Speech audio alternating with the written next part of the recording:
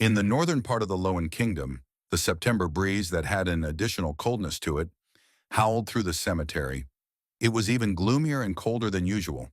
The cold jolted Klein back to his senses as he muttered with a rueful smile, "It looks like there are still some secrets behind my transmigration, but it seems like I'll only be able to resurrect another 2 times at most, not anymore. And if I were to minced up or completely crushed, who knows if this recovery ability that doesn't usually appear would even be useful." After half a minute, Klein buttoned his suit and realized that he was wearing his newest shirt and tuxedo, but they were now covered in soil and dirt. Benson and Melissa really have no idea how to save money. The thought popped into his head. He supported his weight on his hand and flipped up into a standing position, realizing that he still had his clown abilities. The best elder brother, the best younger brother, the best colleague. Klein looked at his tombstone and read the inscription. He felt his heart wince, seemingly sensing the despondent feelings Melissa and Benson had experienced.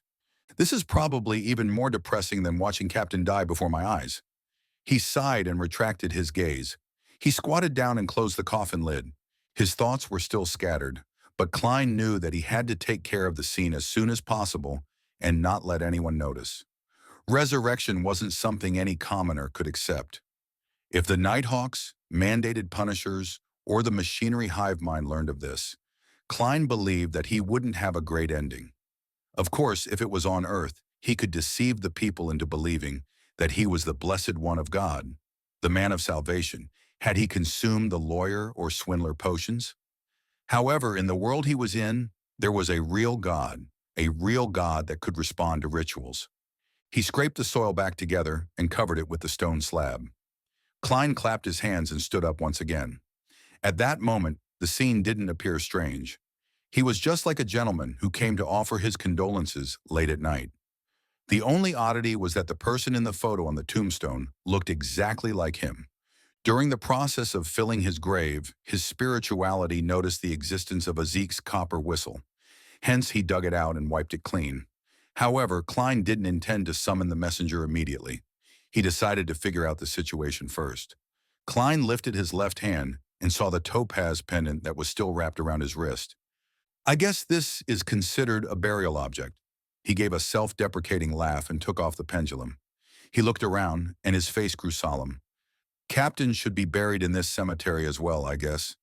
He changed directions twice and finally determined the location of Dunn's tombstone using the pendulum. With the moonlight's aid, Klein walked around and searched for about 15 minutes until he finally saw Captain's monochrome photo. It had a gentle expression, high hairline, gray eyes, nothing unusual compared to before. Under Dunn's photo was his name, date of birth, date of death, and epitaph. "The true guardian, the most trusted partner, the captain forever." Klein looked in stunned silence, and somehow his sight grew blurry for some baffling reason. He felt as though he had returned to that day again. He saw the captain turn his head to him and wink. He spoke with a mellow and relaxed voice. "We saved Tingen." "Captain," Klein shouted in silence. He stood there like a statue for a good few minutes until he suddenly said with a smile, "Captain, your mental state was definitely not the best that day. You even said things like you could bring old Neil into the dreamland if he hadn't lost control. He was a mystery prior, and you're a nightmare. You couldn't consume the Beyonder characteristic that he left behind." "Yes. You didn't ask me what powerful offensive attacks I had. Was it trust, or did you forget about it? But you definitely guessed something. I only took one sealed artifact and said it was for Leonard. Even without a brain, you could have guessed that I had the extra means for a powerful attack." Having said that, Klein paused. Then he shook his head and sighed. "I have no idea what I am now.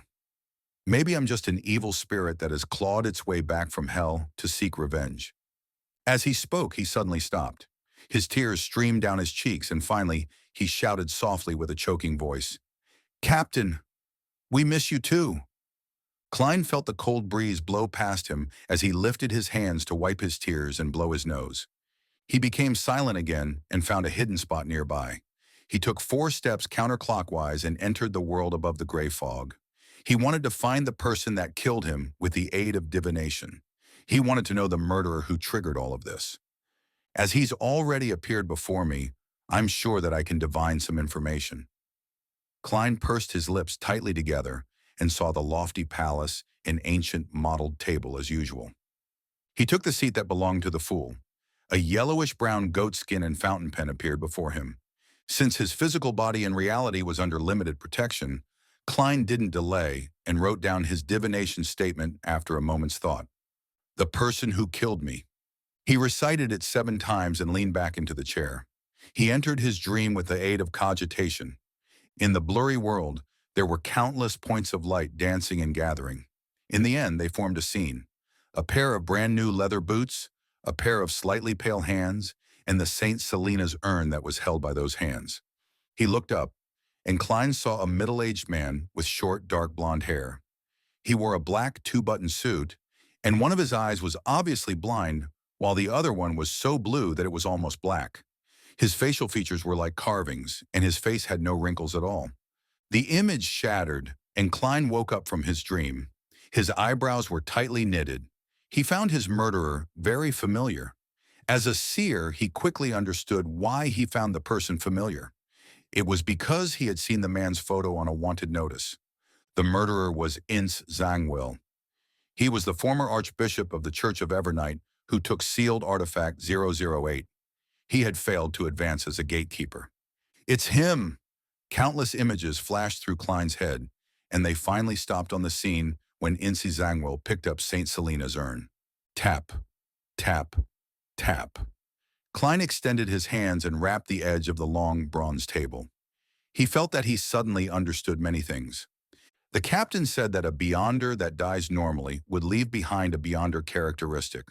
When gathered together, they're equivalent to a potion that lacks the supplementary ingredients. In other words, as long as one knows the corresponding supplementary ingredients, they can advance using remains. Of course, one cannot consume beyond their level, as it would easily lead to a loss of control or going insane. Becoming a high-sequence beyonder would require the accompaniment of some special ritual. That was mentioned in the incomplete unshadowed formula. The subsequent advancements would require a ritual as well. Ince Zangwill is a gatekeeper, a sequence 5 from the death sequence pathway. He wanted to become a high-sequence beyonder, a demigod. Based on the situation allowed by the exchanging of sequences, he had 3 choices. One was obviously sequence 4 in the death sequence pathway. Second was sequence 4 in the sleepless sequence pathway. And third was sequence 4 in the God of Combat sequence pathway, Demon Hunter. Saint Selena was a saint. She was either sequence 4 or sequence 3. Her urn corresponds to one of the 2 sequence potions. Ince Zangwill, who was a former archbishop, definitely knew exactly which one she was, and he definitely knew the required supplementary ingredients. Was his true motive in planning all of this to get Saint Selena's ashes and advance to sequence 4 in the sleepless pathway? The skull of Death's descendant. That might be an ingredient needed for the special ritual. It was from the death sequence pathway, after all. From the looks of it, his target was the captain, and not me. He really was the mastermind behind all this. Having figured this out, Klein wrote down a corresponding divination statement. He took his pendulum and let the topaz hang above the surface of the paper. After he recited the statement, he opened his eyes and saw the topaz pendant spinning clockwise.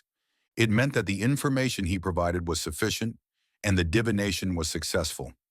It meant that Ince Zangwill had really plotted the series of events in order to get St. Selena's ashes, to advance to sequence 4. Klein rapped on the edge of the table again as he mulled over a different question. Ince Zangwill was merely a sequence 5 gatekeeper.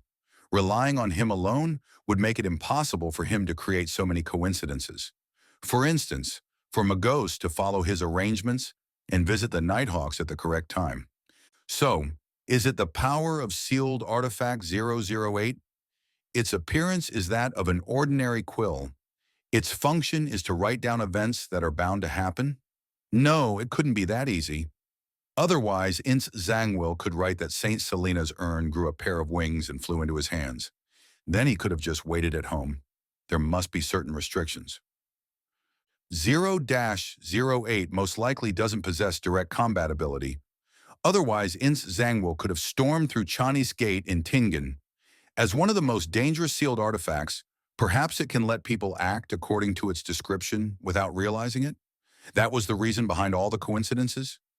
If that's really true, then 0-08 is quite terrifying. Even Magos, who was pregnant with the son of an evil god, adhered to its arrangements.